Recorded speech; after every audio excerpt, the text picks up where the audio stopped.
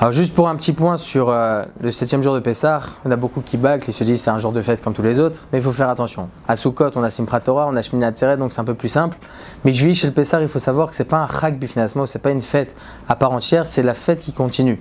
Chez le Pessah, le 7e jour de Pessah, c'est au moment où le Bnei Israël se trouve face à la mer, devant les ennemis, devant des animaux sauvages, etc.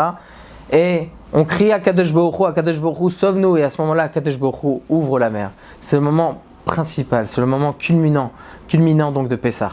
C'est le moment où le Am Israël donc va sortir, la Kadosh Baruch Hu va ouvrir la mer. Il y en a certains qui disent en 12, il y en a certains qui disent en 2.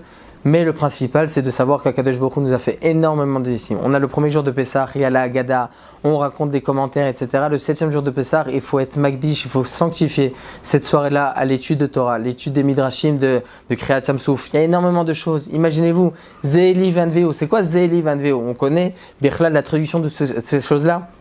Écrit dans le Midrash, Ze'eli Vanveo, c'est quoi? C'est-à-dire ce sont les enfants qui se trouvaient.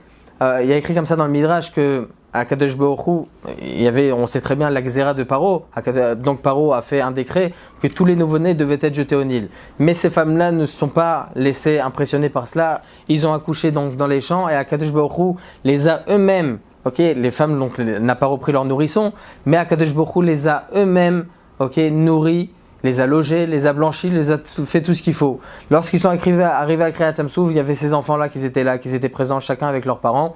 Et Ze'eli Vanveu, et ces enfants-là, ils ont dit Ze'eli Vanveu, c'est lui, c'est ce Akadosh Baruch Hu là qui nous a nourris. On ne connaît pas tous ces midrashim. Raconter tout cela, ça apporte énormément de émouna. Apporte énormément d'émouna à nos enfants. Essayer donc de leur apporter donc tous ces midrashim là, leur apporte énormément aussi de pachad, donc de yirat shamayim, de crainte divine, et c'est ça qu'il faut rapporter justement pendant cette soirée-là. On a juste un minhag de dire à Chatzot Laïla à la minuit, de dire Azeh Shir Moshe. Il y en a certains qui font tout un seder, c'est pas obligatoire, c'est bien de le faire.